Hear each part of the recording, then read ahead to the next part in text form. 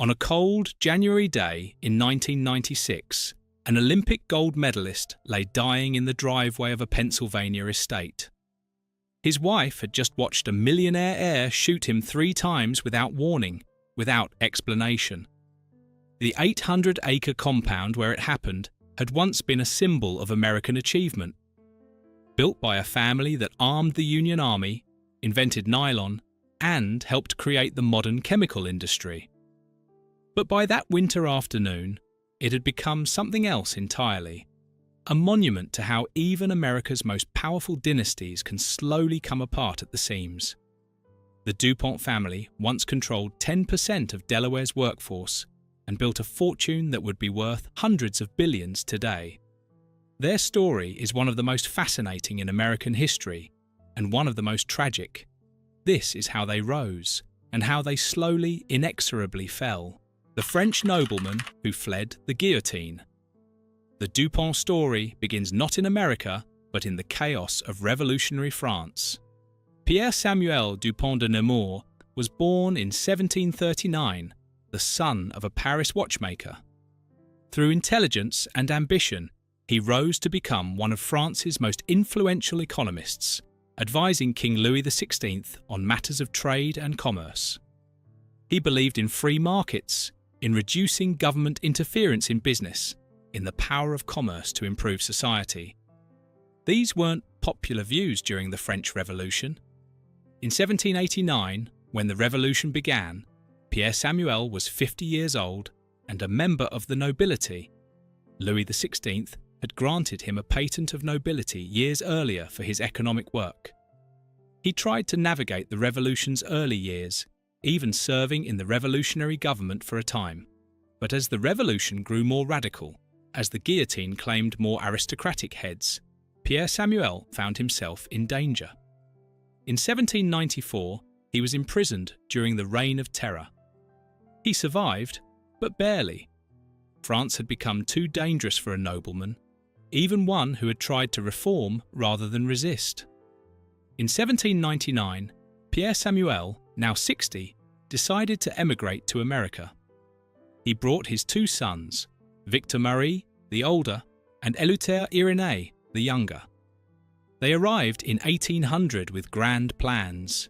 Pierre Samuel envisioned establishing a self-sufficient colony in Virginia, a utopian community based on his economic principles, but like many utopian schemes, it failed to materialize. The family needed something more practical, something that could actually make money in this new country. That something turned out to be gunpowder. Eleuthère Irénée, known as E. Gare, had trained under Antoine Lavoisier, one of France's greatest chemists, before the Revolution. Lavoisier had been a pioneer in understanding combustion and chemical reactions, and he'd taught Yves Mao the science of making gunpowder. When Yves went hunting in America and found the local gunpowder inferior and overpriced compared to French powder, he saw an opportunity. The family had connections. Pierre Samuel had befriended Thomas Jefferson, who was sympathetic to the French refugees and believed America needed to develop its own powder-making capacity rather than depending on European imports. Jefferson encouraged Irénée's plans. In 1802, A.Y. Dupont established a gunpowder mill on the Brandywine River, just north of Wilmington, Delaware. He chose the location carefully. The river provided power for the mills, and the surrounding hills offered some protection if something went wrong. And things did go wrong in gunpowder manufacturing. Explosions were common. Over the years, numerous DuPont workers would die in accidents at the mills. But the timing was perfect. America was expanding, and expansion required gunpowder for clearing land, building roads, mining, and, of course, warfare. The War of 1812 gave the DuPont Company its first major boost. The federal government needed reliable domestic sources of military explosives, and DuPont powder proved superior to most competitors. EI built his business on quality and reliability rather than trying to be the cheapest option. It was a strategy that would serve the family well for generations. A.I. DuPont died suddenly in 1834, but he'd built something that would outlast him. The company passed to his sons, and they continued expanding. During the Civil War, DuPont supplied the Union Army with gunpowder and explosives. The company grew wealthy on war contracts, a pattern that would repeat through World War I and beyond. By the late 19th century, A.I. DuPont de Nemours and Company dominated the American explosives industry. But dominance came with a price. The family controlled the company through intricate arrangements of partnerships and shared ownership. They married within their social circle, often within the family itself. Cousin marriages were common in the 19th century among aristocratic families trying to keep wealth concentrated, and the DuPonts followed this pattern extensively. The genetic consequences would become apparent in later generations. By 1900, the DuPont company was successful but stagnant, run by older family members who were content to maintain rather than expand. Eugene DuPont, who headed the company, lacked the energy and vision of his predecessors. When he died in 1902, the board of directors decided to sell the company to an outside buyer. The DuPont empire, built over a century, seemed destined to pass out of family hands.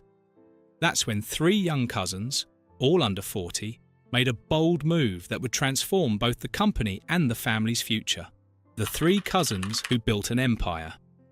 In 1902, three DuPont cousins, T. Coleman DuPont, Pierre S. DuPont, and Alfred I. DuPont, purchased the company from their older relatives. They paid $12 million, though they had to borrow most of the money. It was an audacious gamble, but these three men were different from the previous generation. They'd been educated at MIT, understood modern business practices, and had ambitions beyond simply maintaining what their ancestors had built. The three complemented each other perfectly. Coleman was the salesman and strategist, outgoing and politically connected. Pierre was the financial genius, meticulous and disciplined. Alfred was the production expert, understanding the technical side of explosives manufacturing. Together, they modernized everything. They transformed the DuPont company from a family partnership into a modern corporation. They built research laboratories and hired scientists to develop new products. They created professional management structures rather than relying on family connections for promotions. They diversified beyond simple black powder into dynamite, smokeless powder, and other explosives. Most importantly, they consolidated their control over the explosives industry through a series of aggressive acquisitions. By 1907, DuPont controlled nearly 70% of the American explosives market. It was a monopoly in everything but name, and the federal government noticed. In 1912, the Supreme Court ordered DuPont to divest some of its explosives businesses under antitrust law. The ruling broke up parts of the empire, but it barely slowed the company's growth, because by then, Pierre DuPont was already planning the company's next transformation. He understood that being solely dependent on explosives, products whose demand fluctuated wildly with wars and economic cycles, was dangerous. The company needed to diversify into other chemicals and materials. When World War I erupted in 1914, DuPont supplied the Allies with enormous quantities of military explosives, generating profits that Pierre invested in research and development for peacetime products. The war made the DuPont family almost incomprehensibly wealthy. Between 1914 and 1918, the company's profits exploded. Pierre and his brothers became some of the richest men in the world. They used that wealth in ways that would transform both Delaware and the broader American economy. Pierre bought a controlling interest in General Motors in 1920, investing DuPont money to save GM from bankruptcy. Over the next decade, DuPont and GM became intertwined. DuPont supplied GM with paints, plastics, and other chemical products while profiting from GM's growth. Pierre himself served as president of GM from 1920 to 1923, applying the same organisational principles that had worked at DuPont. The investment made both companies enormously profitable and further increased DuPont family wealth. But Pierre's most visible impact was on Delaware itself. He essentially bought and modernised the state's education system. In the early 1900s, Delaware's public schools were underfunded and poorly attended. Pierre donated over $6 million, equivalent to well over $100 million today, to build new schools and improve teacher salaries. He gave another $2 million to transform Delaware College into the University of Delaware. His philanthropy transformed Delaware's education system and cemented the DuPont family's position as the state's most important benefactors. The family built estates that rivaled European palaces. Pierre constructed Longwood Gardens in Pennsylvania, acquiring more than 1,000 acres and creating elaborate gardens with fountains, conservatories, and displays that required year-round staffs of dozens. Alfred I DuPont built Nemours, a 77-room mansion in Wilmington modelled on a French chateau. The estate included formal gardens, fountains, and a staff of over 100 servants. These weren't just homes, they were statements of dynastic permanence, monuments to a family that believed it would rule Delaware forever. Coleman DuPont decided Delaware needed better roads, so he personally funded the construction of the DuPont Highway, a paved road running the entire length of the state from Wilmington to the Maryland border. He spent millions of his own money on the project, completed in 1931. It wasn't charity. Better roads meant better business conditions, but it was the kind of grand gesture that only truly wealthy families could make. The 1920s represented the peak of DuPont power. The family controlled the largest chemical company in America. They owned significant stakes in General Motors and other major corporations. They dominated Delaware politics and society. Their estates were architectural marvels. Their wealth seemed unlimited, and their influence permanent. The family's reach extended into nearly every aspect of Delaware life. DuPont executives served on every important board and committee. DuPont money funded hospitals, schools, and cultural institutions. The company newspaper shaped public opinion. DuPont lawyers helped write state legislation. The family didn't just influence Delaware. In many ways, they were Delaware, at least the Delaware that mattered in terms of power and wealth. This dominance seemed natural to family members who'd grown up with it. They genuinely believed their wealth and position came with responsibilities, that they were obligated to use their resources for the public good. Their philanthropy was real and substantial, but they also believed they knew better than ordinary people what was good for them, that their success proved their superior judgment, that deference to DuPont wisdom was simply acknowledging reality. But even at the height of their power, cracks were forming. The cousin marriages of previous generations were producing children with health problems and psychological issues. The vast wealth was being divided among more and more heirs as the family expanded. And the very success that had made them so powerful was creating resentment. Among workers who wanted better conditions, among reformers who wanted to break up monopolies, among politicians who wanted to tax the rich. The Great Depression would test the family in ways they hadn't experienced since EY fled France, and their response to that test would reveal something disturbing about how wealth and power can warp perspective. When the rich declared war on Roosevelt, the stock market crash of 1929 devastated millions of Americans. Banks failed, businesses collapsed, unemployment soared to 25%. Families lost their homes, their savings, their hope. The Depression challenged the very foundation of American capitalism, and many people questioned whether the system could or should survive in its current form.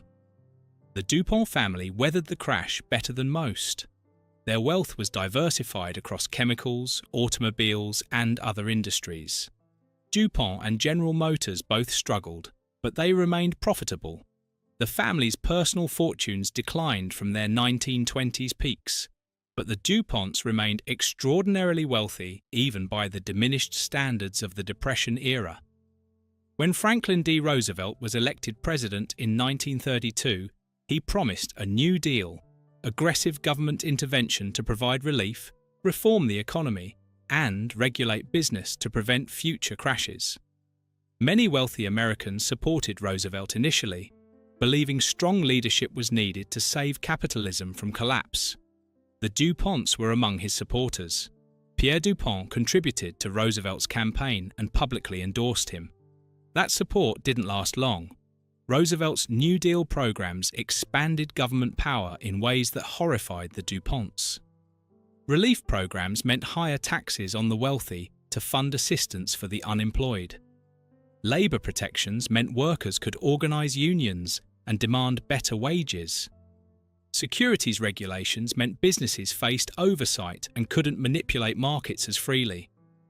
The National Recovery Administration drafted industry codes that required businesses to follow rules about wages, hours, and working conditions. Pierre and his brother Irénée initially tried to work within the system.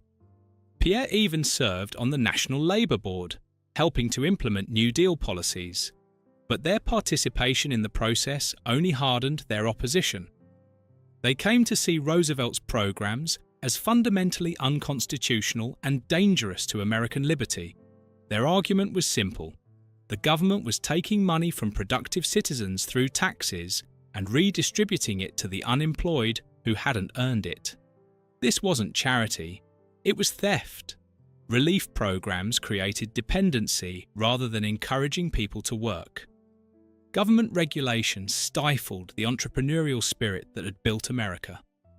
The New Deal was socialism by another name, and it would destroy the country if not stopped. The irony of billionaires who'd built their fortune on government contracts, selling gunpowder to the army, benefiting from tariffs that protected American industry, complaining about government interference apparently escaped them. So did the fact that their workers, labouring in dangerous chemical plants for modest wages, might have legitimate grievances about working conditions. In 1934, Irénée DuPont, along with other leading industrialists, founded the American Liberty League. The organisation was dedicated to fighting the New Deal and defending what they called the rights of individuals and property. It was funded primarily by DuPont money and led by DuPont executives. The Liberty League produced pamphlets, sponsored speakers, and organised opposition to Roosevelt's programs. The League argued that Roosevelt was turning America into a dictatorship, that the New Deal was unconstitutional, that individual liberty was being destroyed by government overreach. They painted themselves as defenders of American freedom against creeping tyranny. Their rhetoric was apocalyptic. If the New Deal continued, they claimed, America would cease to be a free country. The problem was that most Americans didn't agree. Roosevelt's programs were popular because they provided help when people desperately needed it. The Liberty League's argument sounded like rich men complaining about having to pay taxes while millions struggled to feed their families. When the League's leaders, including the DuPonts, held rallies and gave speeches, they were often met with protests and mockery. The 1936 election was decisive. Roosevelt won in a landslide, carrying every state except Maine and Vermont.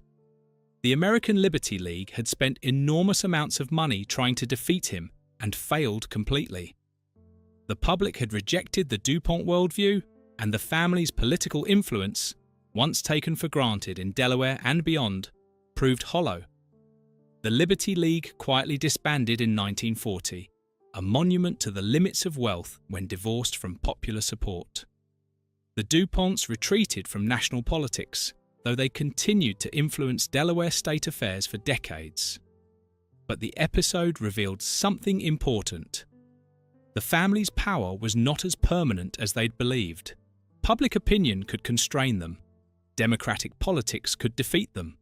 The world was changing in ways they couldn't control. And within the family itself, much darker changes were occurring. Patterns of behaviour and mental instability that wealth and privacy could conceal for a while, but not forever. The weight of aristocratic breeding. The Dupont family had practiced endogamous marriage, marrying within the family or close social circle, for generations. It was common among 19th century aristocratic families trying to preserve wealth and bloodlines. The European nobility had done it for centuries, with consequences that included haemophilia in royal families and various genetic disorders. The Duponts followed this pattern extensively. Cousins married cousins with disturbing regularity. The practice kept the fortune concentrated within the family, ensured that all children bore the Dupont name, and maintained social cohesion. But it also concentrated harmful recessive genes, increasing the likelihood of genetic disorders, mental illness, and developmental problems. By the mid-20th century, the consequences were becoming apparent. Depression, anxiety, alcoholism, and more serious mental illnesses ran through the family. Some family members struggled with personality disorders or erratic behaviour that wealth and privacy could mask, but not cure. The vast Dupont fortune meant that troubled family members could be quietly managed, given estates to live on, staff to care for them, lawyers to handle their affairs, without public exposure of their conditions. John Eleuthère Dupont, born in 1938, was heir to this complicated legacy. His parents, William Dupont Jr. and John Lisiter Austin, divorced when John was 2 years old. His mother kept him on the family's Lisiter Hall estate, 800 acres in Newtown Square, Pennsylvania, that had been in the family for generations. His father left and had little involvement in his life. John grew up isolated and lonely. His mother was controlling and cold, providing material comfort but little emotional warmth. He had few friends as a child. The estate's vastness meant he could go days without seeing anyone outside the household staff. He was bright but socially awkward, interested in natural history, and collecting but unable to form normal relationships.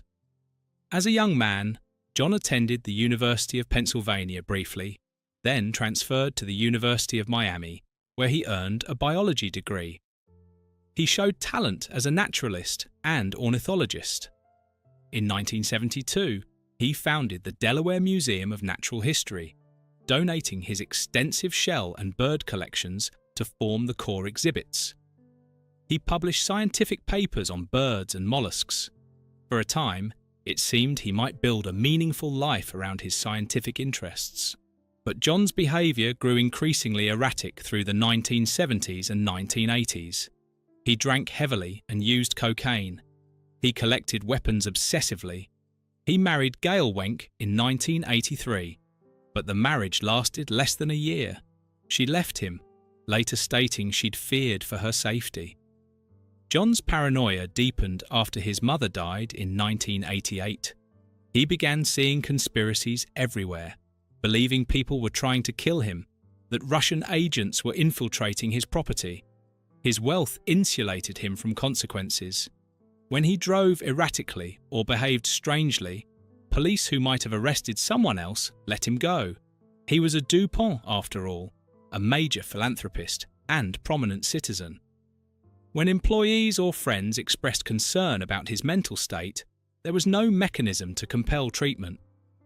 He controlled a fortune estimated at over $200 million. He owned the estate outright. Who could tell him what to do? In the 1980s, John became interested in wrestling and pentathlon. He'd never been athletic. As a child, he'd been overweight and uncoordinated. But now, in his late 40s, he decided to become a wrestler. He built a 14,000 square foot training facility at his Foxcatcher Farm estate, equipped with Olympic quality equipment. He established Team Foxcatcher, a wrestling club, and began sponsoring USA Wrestling with hundreds of thousands of dollars in annual donations. John's support transformed American wrestling. Few sports were as underfunded as amateur wrestling in the 1980s. Talented athletes struggled to find training facilities and financial support. John offered both. Wrestlers could live on his estate for free, train at his facility, and receive stipends for living expenses. He hired coaches and brought in Olympic champions to work with his team. The wrestling community welcomed his generosity gratefully. They knew John was eccentric. He insisted people call him Eagle, or the Golden Eagle. He claimed to be a world-class athlete himself, despite having no real skills. He sometimes behaved bizarrely, but his money was real and his support was genuine. Athletes who came to Foxcatcher Farm found themselves able to train full-time rather than juggling jobs, able to focus on their sport in ways that hadn't been possible before. In 1987, John recruited Mark Schultz to lead Team Foxcatcher. Mark was an Olympic gold medalist from the 1984 Los Angeles Games, one of America's best wrestlers. John offered him $70,000 a year, excellent money for a wrestler, plus housing and training facilities. Mark accepted and moved to the estate. But Mark quickly discovered that working for John DuPont came with strange conditions. John treated the wrestlers like possessions, like trophies he'd bought to display. He demanded that Mark treat him as if John himself were an accomplished wrestler, praising John's non-existent skills and pretending John could compete at a high level. When John insisted on entering actual competitions, including the 1992 Veterans World Championships, everyone had to pretend this made sense, even though John had virtually no wrestling experience beyond a brief stint as a high school freshman. Mark later described feeling like one of John's new trophies. If you didn't want to be displayed on his wall, John threatened to ruin your career. The relationship became toxic. Mark deliberately threw his Olympic trial match in 1988, denying John the satisfaction of having one of his wrestlers make the team under those conditions. By 1990, Mark had had enough and left Foxcatcher. But Team Foxcatcher continued, and John found a new coach and star athlete to anchor his program. Dave Schultz, Mark's older brother, the gold medalist who never saw it coming. Dave Schultz was everything John DuPont was not. Where John was isolated and paranoid, Dave was warm and open. Where John bought relationships with money, Dave earned respect through kindness and skill. Where John pretended to be a champion, Dave actually was one. A gold medalist at the 1984 Olympics, a 7-time world and Olympic medalist, one of the greatest American wrestlers of his generation. Dave and Mark Schultz were the only two brothers in history to win both Olympic and World Championship medals in freestyle wrestling. They'd grown up in California, sons of a middle-class family, and fought their way to the top of their sport through talent and relentless work. Dave had also overcome dyslexia to excel academically. He was known throughout the wrestling world as a gentleman, someone who treated everyone with respect, who mentored young wrestlers, who embodied what the sport should be. When John recruited Dave to replace Mark in 1990, Dave knew about his brother's difficult experience with John. Mark warned him that working for John meant dealing with erratic behaviour and strange demands. But Dave also knew that John's financial support was transforming American wrestling. The sport needed benefactors, and few were willing to pour money into wrestling the way John did. Dave had a wife, Nancy, and 2 young children. The money John offered, $55,000 a year plus free housing on the estate, meant financial security for his family. The training facilities meant Dave could continue competing at the highest level while coaching other wrestlers. And Dave, compassionate by nature, felt some sympathy for John. He saw a lonely, troubled man who was trying to connect with people the only way he knew how, through his wealth and his wrestling program. So Dave moved his family to Foxcatcher Farm. They settled into a house on the estate, and Dave took over as head coach of Team Foxcatcher. Under his leadership, the program flourished. Dave was an excellent coach, able to work with wrestlers at every level, and his presence attracted other top athletes. The facility became one of the premier wrestling training centers in America. Dave managed John's eccentricities as well as anyone could. When John demanded to be called the Golden Eagle, Dave complied. When John wanted to believe he was a skilled wrestler, Dave found ways to humor him without being completely dishonest. When John behaved strangely, Dave tried to diffuse situations gently. He treated John with a patience and kindness that few others could maintain. Through the early 1990s, the arrangement worked reasonably well. Dave coached, trained for the 1996 Olympics, and raised his family on the estate. John continued his financial support of wrestling, while his mental state slowly deteriorated. The paranoia deepened. He believed Russian agents were infiltrating his property. He thought people were trying to kill him. He surrounded himself with security consultants who reinforced rather than calmed his fears. People on the estate noticed the changes. John was drinking more heavily. He was carrying guns constantly. His delusions were becoming more elaborate and more frightening. Patrick Goodale, a security consultant John had hired, seemed to fuel John's paranoia rather than helping him. The atmosphere at Foxcatcher grew tense. Dave Schultz noticed too, but what could he do? John was his employer, his landlord, his program's benefactor. Dave had no authority to force John into treatment. The police had been called to the estate multiple times over the years for John's erratic behaviour, but nothing ever came of it.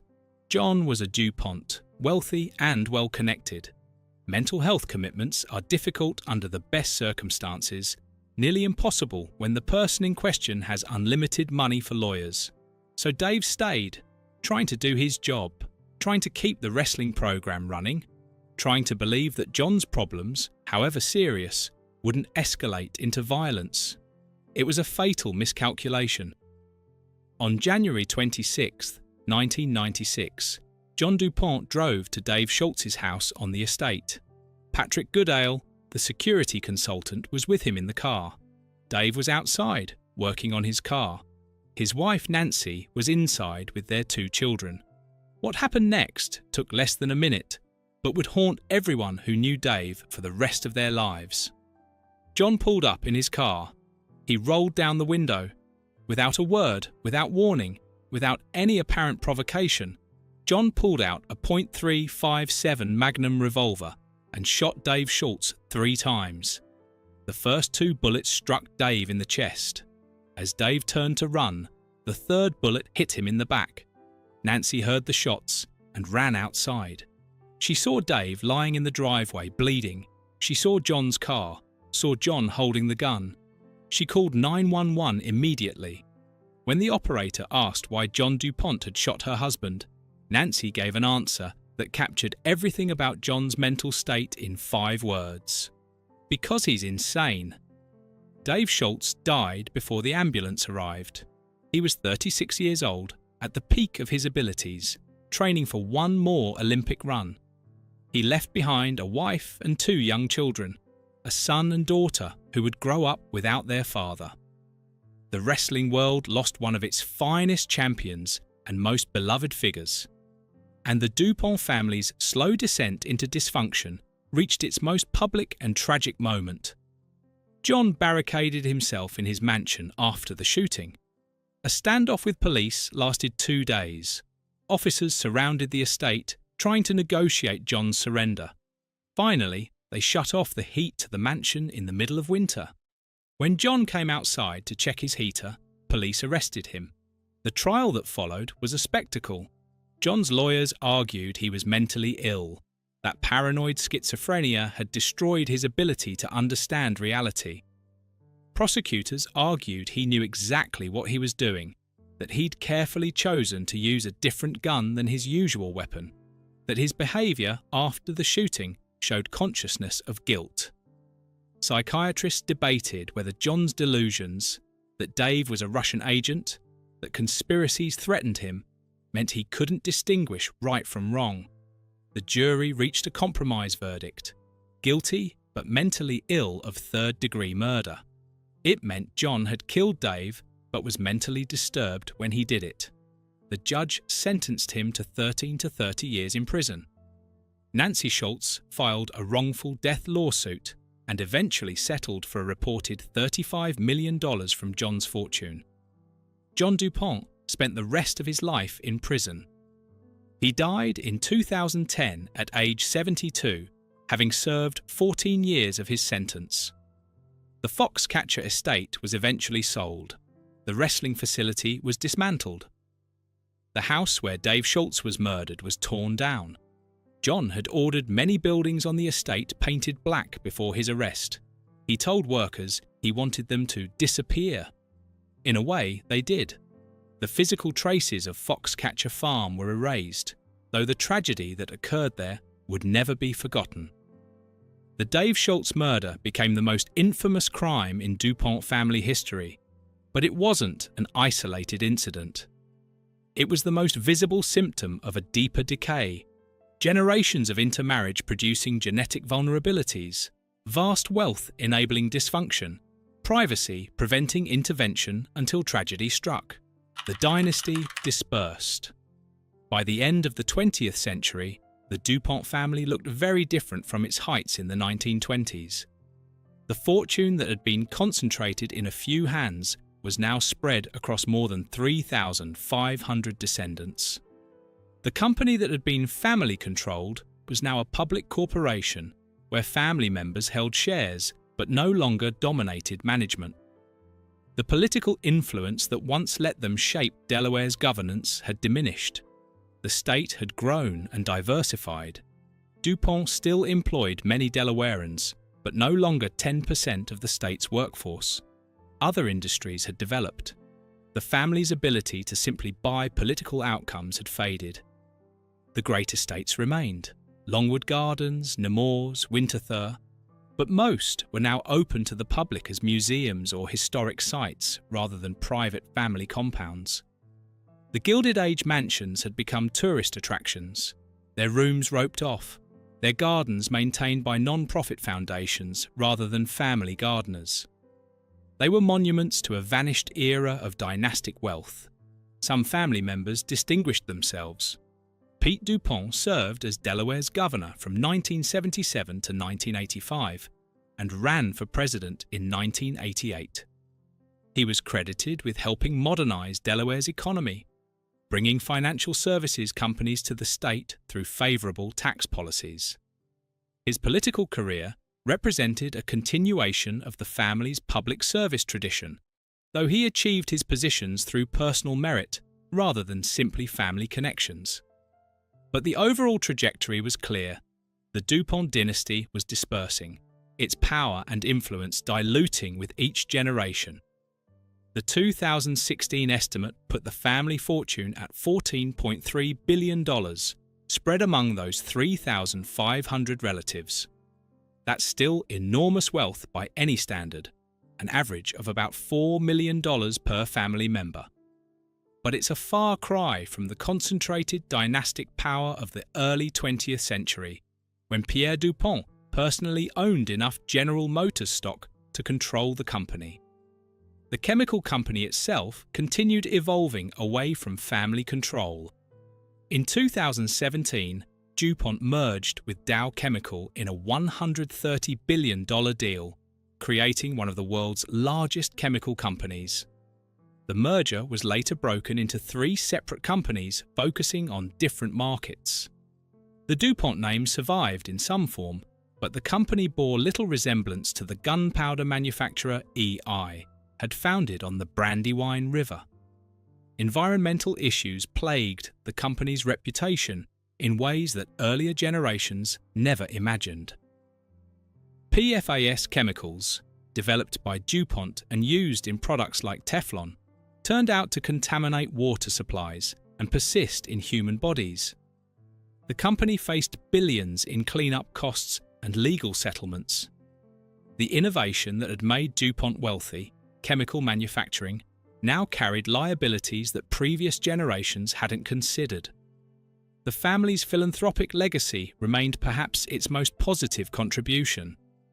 The museums, gardens, and historic sites they'd created continued serving the public. The University of Delaware and other institutions they'd supported continued educating students. The libraries and schools built with DuPont money were still functioning generations later. Whatever else the family had done, they'd left behind institutions that outlasted them. What remains? Today, the DuPont family exists as thousands of individuals scattered across America, most bearing the name, but few wielding the power their ancestors commanded. They're lawyers, business people, philanthropists, ordinary citizens. Some are wealthy, others middle class. The fortune that seemed unlimited in the 1920s has been divided so many ways that most individual family members, while comfortable, aren't titans of industry. The estates have become wedding venues and tourist attractions. Longwood Gardens draws hundreds of thousands of visitors annually to see its horticultural displays. Nemours operates as a children's hospital, fulfilling Alfred the DuPont's philanthropic vision. Winterthur houses one of America's finest collections of American decorative arts. These places serve the public now, preserved through non-profit foundations and endowments, no longer private playgrounds for a single family. Delaware itself has moved beyond being a DuPont company state. The chemical plants still operate, still employ thousands, but they're part of a diverse economy that includes financial services, healthcare, and other industries. The DuPont name still carries weight in Delaware, still opens doors, but it no longer commands the automatic deference it once did. The Dave Schultz murder remains the family's most notorious scandal, a tragedy that captured something essential about how extreme wealth can enable and conceal dysfunction until it explodes into violence. The 2014 film Foxcatcher brought the story to a new generation, with Steve Carell playing John DuPont in a haunting portrayal that earned an Academy Award nomination. The film reminded viewers that American aristocracy, unmoored from responsibility and accountability, can produce horrors as easily as it produces gardens and museums.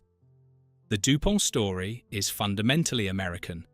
Immigrants who arrived with ambition and intelligence, who built an industry and a fortune through innovation and ruthlessness, who shaped a state and influenced a nation, and who ultimately discovered that dynastic permanence is an illusion. Every American family fortune follows a similar arc: concentration, power, dispersal, decay. The DuPonts just had farther to fall. The gunpowder mills on the Brandywine River, where E. DuPont started everything in 1802, are now a museum, the Hagley Museum and Library. Visitors can tour the stone buildings where powder was made, see the house where E.I. lived, walk the grounds where explosions occasionally killed workers in pursuit of profit. It's a monument to American industrialization, to the human cost of progress, and to a family that rode the arc of American capitalism, from revolutionary refugees to aristocrats to another generation of ordinary citizens. The slow ruin of the DuPont family wasn't a dramatic collapse. There was no single catastrophic moment when everything fell apart, except perhaps for Dave Schultz on that January afternoon, and he wasn't even a DuPont. Instead, it was a gradual dispersal, a dilution of power and influence across generations, a discovery that even the greatest fortunes eventually divide themselves into insignificance. The mansions remain, but as museums. The company remains, but under different ownership and management. The fortune remains, but spread across thousands of heirs. The name remains, but its power has faded. What was once a dynasty is now a memory, preserved in gardens and historic sites, in cautionary tales about the dangers of concentrated wealth, in a murder that shocked the nation and revealed how American aristocracy can unravel. If you enjoyed this video, please like and subscribe to our channel so you never miss out on more fascinating stories. Some families built empires that changed the world.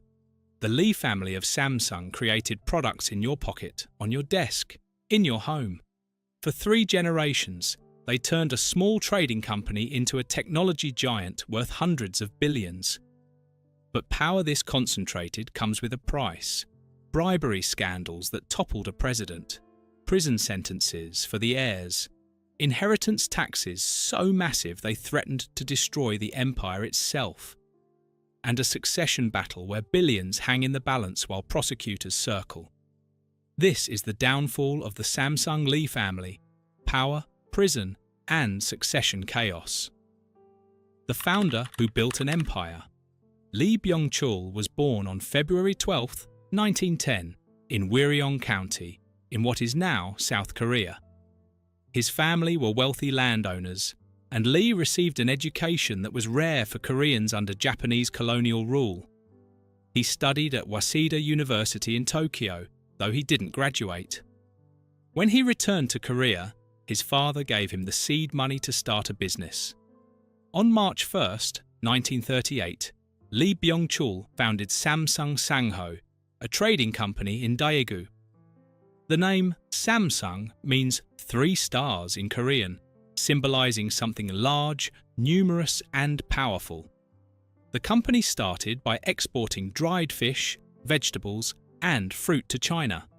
It was modest, but Lee had ambitions that extended far beyond groceries.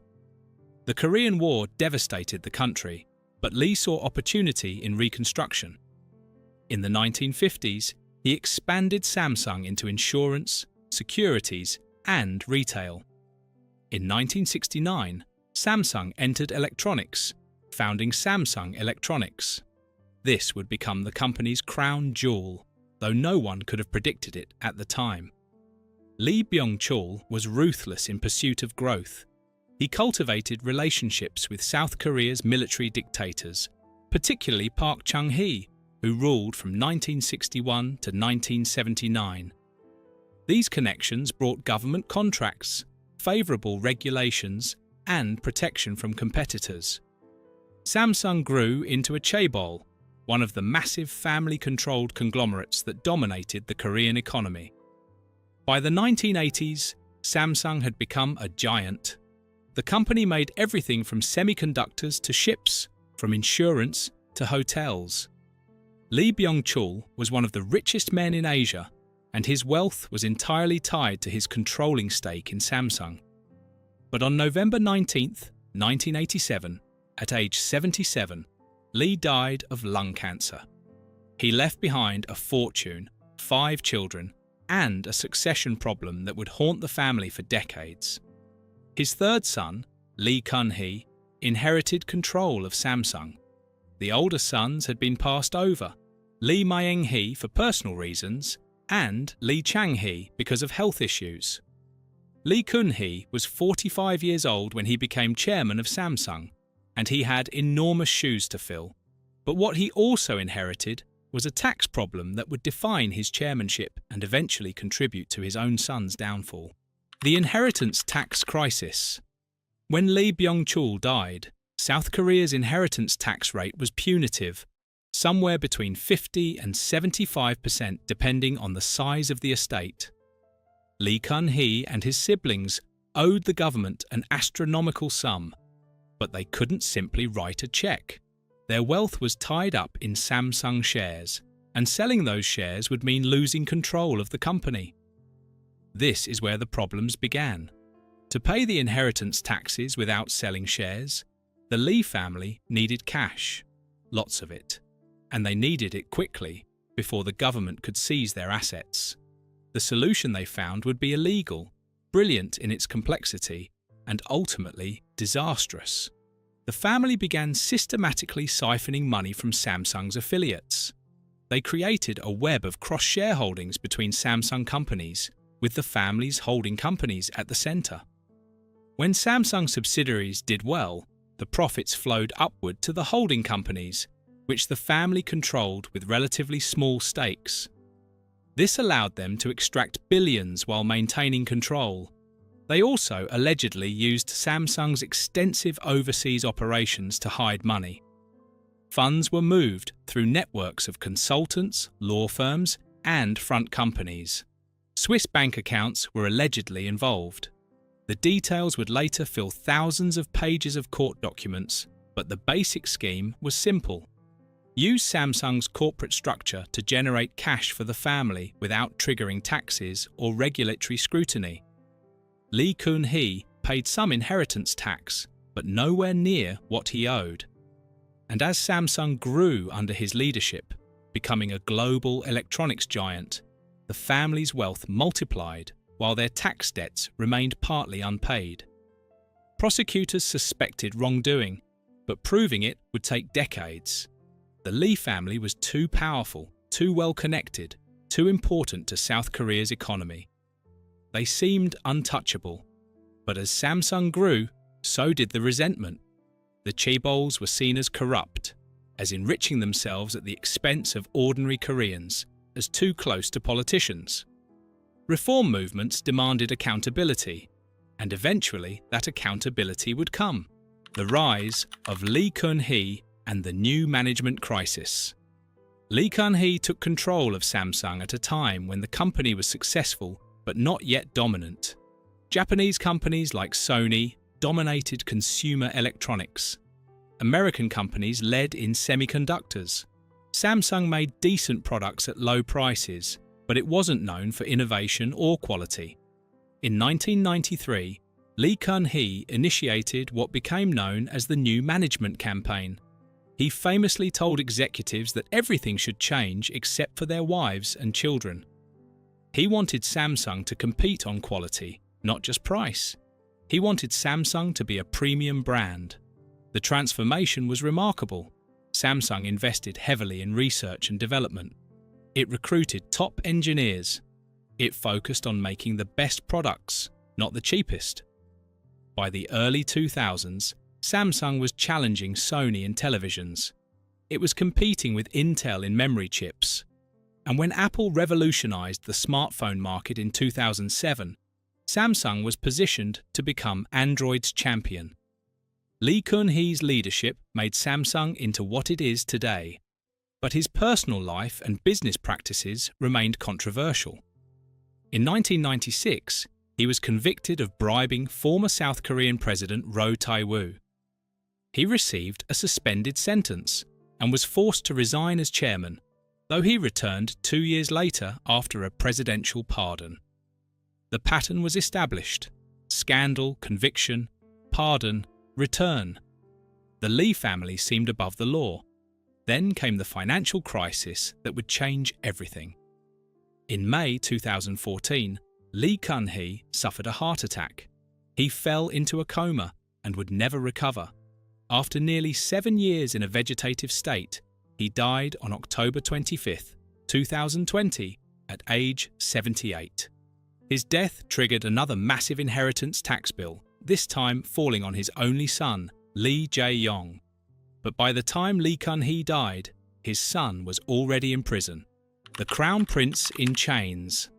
Lee Jae-yong, known internationally as J.Y. Lee, was born on June 23, 1968.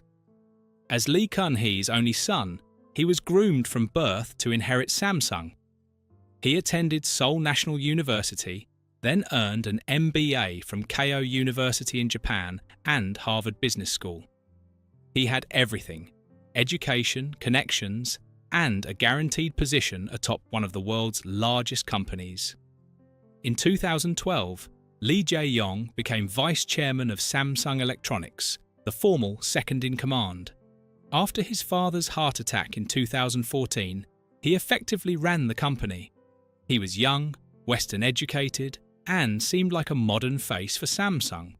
But he was also caught in the same web of succession planning, tax avoidance, and political influence that had ensnared his father and grandfather. In 2016, a scandal erupted that would shake South Korea to its core.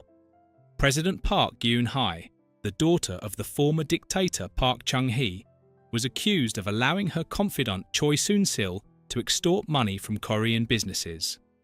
Choi, who had no official government position, allegedly used her influence over Park to pressure companies into donating to foundations she controlled. Samsung was one of the largest donors. According to prosecutors, Samsung gave or promised approximately $38 million to entities connected to Choi. In exchange, Samsung allegedly received government support for a controversial 2015 merger between Samsung C and T and Cheel Industries. This merger was crucial for Lee Jae-yong's control of Samsung, making it easier for him to consolidate power without holding majority stakes in all the subsidiaries. The scandal ignited massive protests across South Korea. Millions of people took to the streets, holding candlelight vigils, demanding Park's resignation. In December 2016, the National Assembly voted to impeach Park. She was arrested in March 2017, becoming the first democratically elected South Korean president to be removed from office. And then prosecutors came for Lee Jae-yong, the first conviction. In February 2017, Lee Jae-yong was arrested on charges of bribery, embezzlement, and perjury related to the Park Geun-hye scandal. The heir to Samsung, the man who ran one of the world's most valuable companies, was taken into custody. It sent shockwaves through South Korea's business community. In August 2017, Lee was convicted and sentenced to 5 years in prison. The court found that Samsung had bribed Park's administration to win support for the 2015 merger. Samsung's donations to Choi Soon-sil's foundations weren't charity. They were payments for political favours. Lee Jae-yong had personally approved these payments, knowing they were corrupt. But the conviction didn't last. In February 2018, an appeals court suspended Lee's sentence and released him after he'd served 1 year. The court acknowledged he'd committed crimes, but said he'd faced enormous pressure from the president's administration. He was a victim, the court suggested, forced to pay bribes by a corrupt government. It was a generous interpretation. Lee walked free, returned to Samsung, and resumed his role leading the company. Samsung's stock price rose on news of his release. Foreign investors breathed easier. The Korean business establishment celebrated. The message seemed clear. The Lee family was still too important to remain in prison. But prosecutors weren't finished. The case was appealed to South Korea's Supreme Court, which in 2019 sent it back to lower courts for retrial. The Supreme Court said the appeals court had been too lenient, that it hadn't properly considered all the evidence. The legal battle would continue. Meanwhile, Lee faced new problems. In May 2020, prosecutors launched another investigation, this time into suspicious accounting practices at Samsung Biologics and alleged illegal use of the anesthetic propofol. In June 2020, Lee issued a public apology, stating that he wouldn't pass Samsung's management rights to his children and promising to end the controversial succession practices that had defined the company. It was a remarkable statement, the heir to Samsung essentially promising that there wouldn't be another heir. But whether he meant it remained to be seen, because when his father died in October 2020, Lee Jae-yong faced an inheritance tax bill of over $10 billion. The $10 billion inheritance tax. Lee Kun-hee left his family Samsung shares worth approximately $18 billion. Under South Korean law, the inheritance tax rate is 50%, with an additional 20% surtax for controlling stakes in companies. Lee Jae-yong and his siblings, his sisters Lee Boo-jin and Lee Seo-hyun, owed the government about $10.8 billion. It was the largest inheritance tax bill in South Korean history. To put it in perspective, it was roughly equivalent to 10% of South Korea's entire national budget for 2021. The family had to pay it in installments over 5 years, but even the installments were enormous, over $2 billion each year. The only way to pay was to sell Samsung shares or borrow against them. but selling shares meant potentially losing control of the company. The Lee family held only about 5% of Samsung Electronics directly, but through a complex web of cross-shareholdings, exactly the kind of structure they'd built to avoid taxes on the previous generation's inheritance. They controlled the entire conglomerate. If they sold too many shares, they might fall below the threshold needed to maintain control. Activist shareholders and foreign investors, who'd long complained about the Lee family's dominance despite their small ownership stake, might seize the opportunity to challenge their authority. Samsung could be broken up, sold off, or transformed in ways the family couldn't accept, so the family borrowed. They took out loans using their Samsung shares as collateral, agreeing to pay the inheritance tax in installments while figuring out a longer-term solution. It was the same playbook from 1987, just with bigger numbers. But this time, prosecutors were watching. And this time, Lee Jae-yong was already under investigation. Back to prison. In January 2021, the Seoul High Court convicted Lee Jae-yong again. This time, the sentence was 2.5 years in prison. The court found that Samsung's donations to Choi Soon-sil's foundations were bribes, that Lee had personally approved them, and that the 2015 merger had been facilitated by these corrupt payments. Lee returned to prison, this time to Seoul Detention Center. South Korea's business community reacted with alarm. Samsung Electronics, the country's most valuable company and a pillar of its economy, was now being run by a board of directors while its vice chairman sat in a cell. Foreign investors worried about leadership uncertainty. The company's competitiveness might suffer. Innovation might slow. Pressure built for Lee's release. Business groups lobbied the government. Economists warned that Samsung's struggles would harm South Korea's economic recovery from the COVID-19 pandemic. Conservative politicians argued that keeping Lee in prison was hurting the country more than it was helping fight corruption. In August 2021, President Moon Jae-in granted Lee a special pardon. After serving about 7 months of his sentence, Lee was released. The pardon didn't erase his conviction, but it freed him from prison.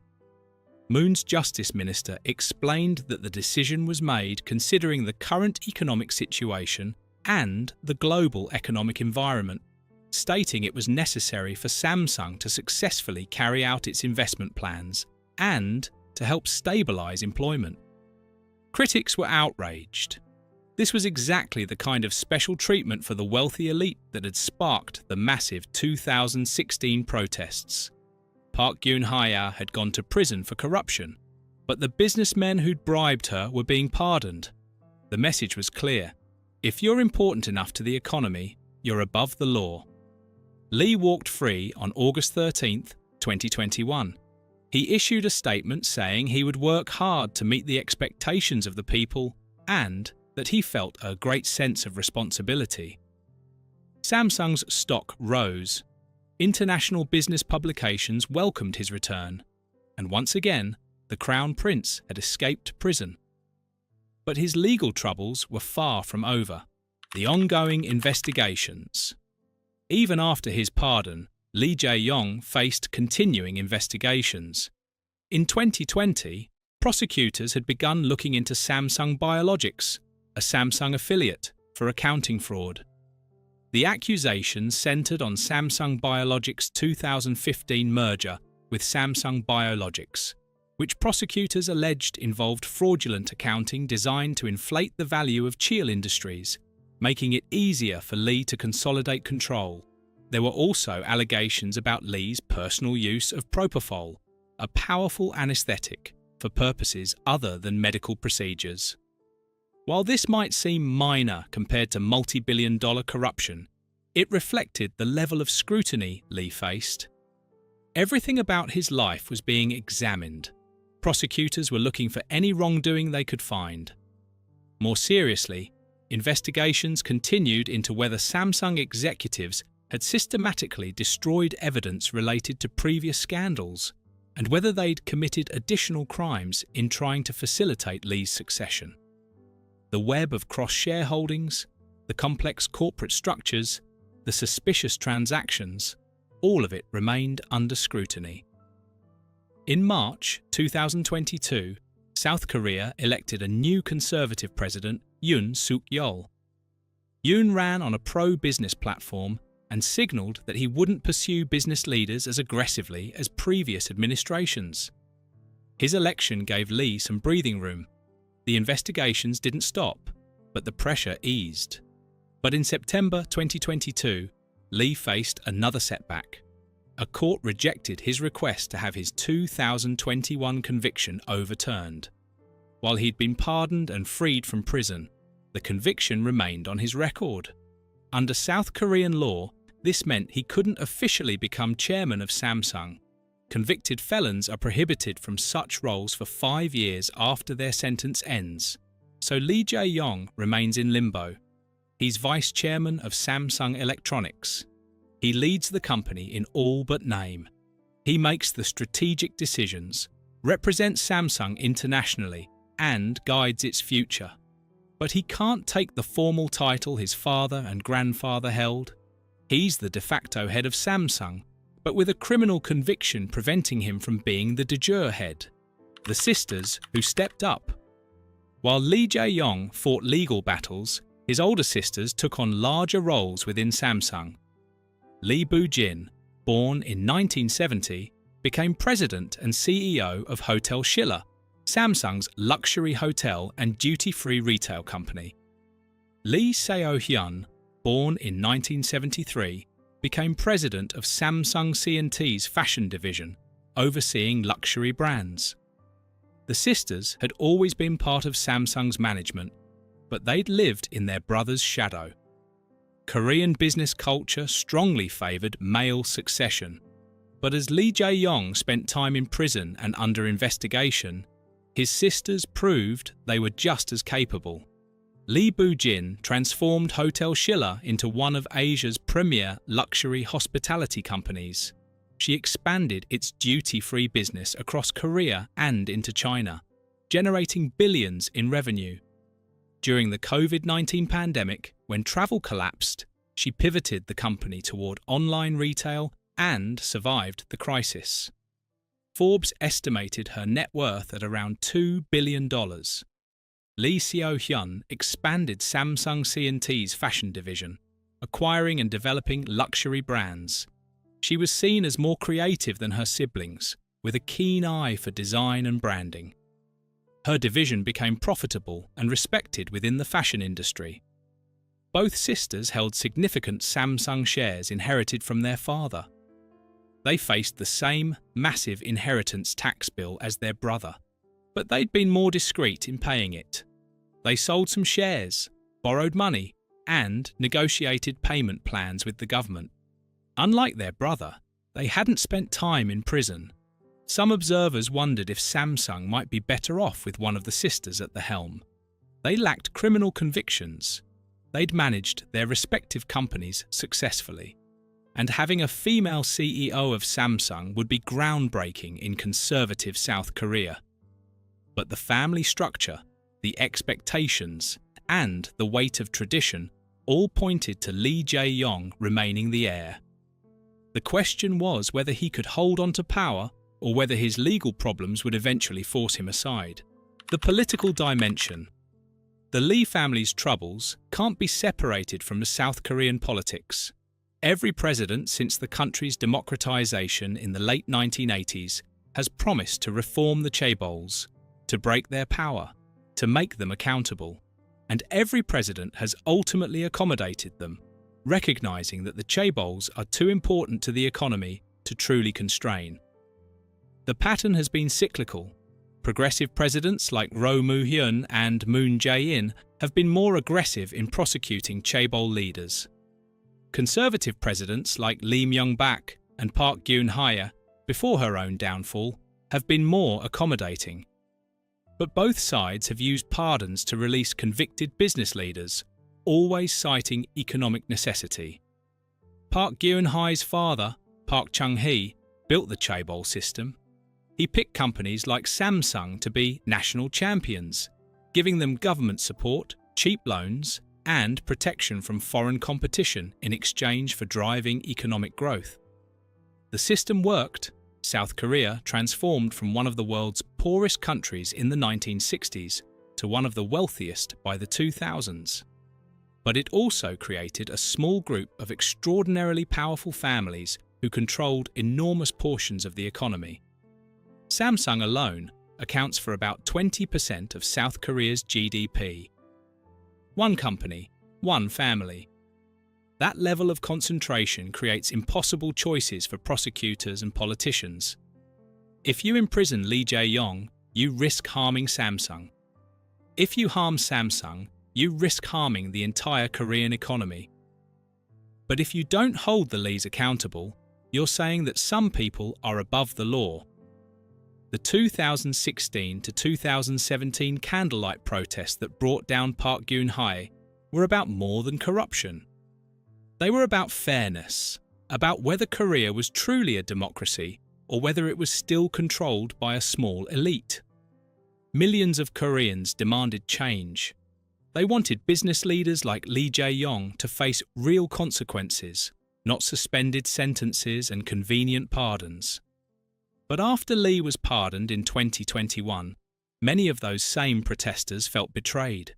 They'd sacrificed, marched, demanded justice. And in the end, the Crown Prince walked free because Samsung was too important to let him stay in prison. The system, it seemed, hadn't really changed. The succession question. Lee Jae-yong's 2020 promise not to pass control to his children shocked Korea's business world. For 3 generations, Samsung had been controlled by Lee family members. Lee Byung-chul founded it. Lee Kun-hee built it into a global power. Lee Jae-yong was supposed to continue the dynasty, but now he was saying the dynasty would end with him. The statement was likely strategic. Lee was facing enormous public pressure and multiple investigations. Promising to end dynastic succession was good public relations. It made him sound reformist, willing to change Samsung's governance structure. But whether he actually meant it is another question entirely. Lee has never married, though he was briefly engaged in his 20s. He has no children, so his promise about not passing control to children doesn't cost him anything personally. His sisters have children. Lee Boo-jin has 2 sons. Lee Seo-hyun has a son and a daughter. But Lee Jae-yong didn't say the company wouldn't pass to his nieces and nephews. He only talked about his own children, who don't exist. The practical question is who will control Samsung after Lee Jae-yong. If he keeps his promise, Samsung would need to transition to professional management, with a board and CEO chosen based on qualifications rather than family ties.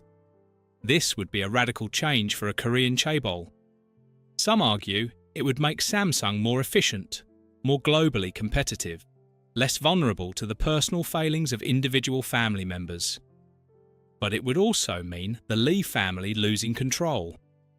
They'd still be wealthy, their shares would still pay dividends, would still appreciate in value, but they wouldn't decide Samsung's direction. They wouldn't appoint leadership. They'd be passive investors, not rulers. For a family that's controlled Samsung for 85 years, that's unthinkable. More likely, Lee's promise was empty. When he eventually steps down, whether due to age, health, legal problems, or choice, the family will find a way to maintain control. Perhaps through his sister's children, perhaps through a carefully structured trust that gives the family voting rights without direct ownership, perhaps through some new financial engineering that no one has thought of yet. The Lee family has spent decades evading taxes, manipulating corporate structures, and maintaining control with minimal shareholding. They're experts at finding loopholes. The idea that they'd voluntarily give up Samsung is hard to believe. The current state and what comes next. As of late 2024, Lee Jae-yong remains vice chairman of Samsung Electronics. His criminal conviction stands, preventing him from taking the chairman title until 2027 at the earliest. Samsung continues to thrive. It's one of the world's largest manufacturers of smartphones, memory chips, and televisions.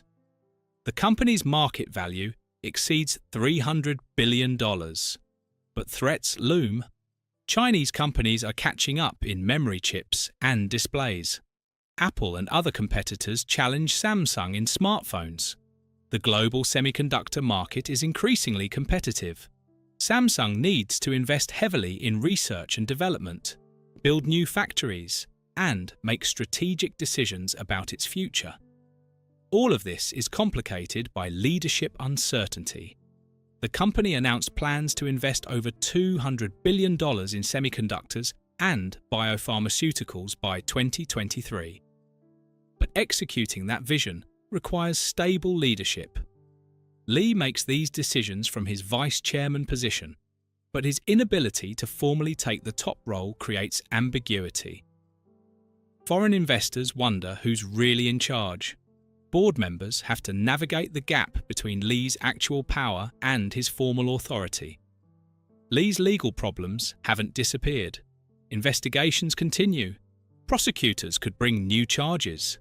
A future president could decide to crack down on chaebols again. South Korea's political mood could shift.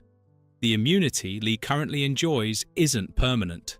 Every presidential election brings uncertainty about whether the next administration will be business-friendly or reformist. The inheritance tax bill remains partially unpaid. The family is making installment payments, but they're enormous. At some point, they'll need to sell shares, borrow more money, or find another way to pay. Each option carries risks to their control of Samsung. Activist shareholders have already begun questioning why the Li family should maintain control when they own such a small percentage of the company's actual shares. The sisters are in strong positions. They run successful companies, they're wealthy, and they lack criminal records. If Lee Jae-yong becomes unable to lead, whether due to legal problems, health issues, or other reasons, one of them might take over. That would be controversial in Korean business culture, but it would be better than bringing in outside management. Lee Boo-jin has proven herself a capable executive at Hotel Schiller, navigating the pandemic's devastation of the travel industry and emerging stronger. Lee Seo-hyun has expanded Samsung's fashion presence internationally. Both have shown they inherited their father's business acumen. The younger generation, Lee Boo-jin's sons, Lee Seo-hyun's children, are being quietly groomed. They're getting educations at elite schools, doing internships at Samsung, being prepared to potentially lead one day. Whether that violates Lee Jae-yong's promise depends on how you interpret his words. The family has always been skilled at finding loopholes, at saying one thing publicly while planning another privately. What's certain is that the Samsung succession question isn't resolved. The Lee family's power is challenged, but not broken. They've survived worse: scandals, convictions, massive tax bills, presidential downfalls. They've always found a way to maintain control, but each generation faces higher hurdles, more scrutiny, less public patience. The chaebols that seemed invincible in the 1990s are now questioned constantly. The special treatment they once received as engines of national development is now seen as corruption. The Korean public's tolerance for dynastic wealth and power has its limits, and the Lee family is testing those limits with every scandal, every conviction, every pardon. The downfall of the Samsung Lee family isn't complete. They're still immensely wealthy. They still control Samsung. Lee Jae-yong walks free despite 2 convictions, but they're diminished. Their legitimacy is questioned. Their every move is watched. The automatic deference they once received is gone. Korean society has changed. The millions who protested in 2016 and 2017 won't forget that business leaders bribed a president. They won't accept that prison sentences are suspended because prosecuting the rich might hurt the economy. The next scandal, the next conviction, might not be followed by a convenient pardon. the Lee family built an empire that lifted millions of Koreans out of poverty. Samsung's products are everywhere. Its innovation is real. Its economic importance is undeniable. But the family also cut corners, evaded taxes, bribed politicians, and passed wealth across generations through structures designed to cheat the government. They became exactly what critics of chaebols always said they were: a family above the law, enriching themselves at the public's expense. Whether the Samsung Lee family can maintain power through another generation remains unclear. Lee Jae-yong is 56 years old. He could potentially lead Samsung for another 20 or 30 years, but he could also face new legal problems tomorrow. His position is strong but not secure, powerful but precarious. The story of the Samsung Lee family is a story of modern Korea. The rapid development, the concentration of wealth, the collaboration between business and government, and the slow, painful process of holding powerful people accountable. It's a story that isn't over. The next chapter might bring more convictions, more pardons, more succession battles, or finally, real change. If you enjoyed this video, please like and subscribe to our channel so you never miss out on more fascinating stories.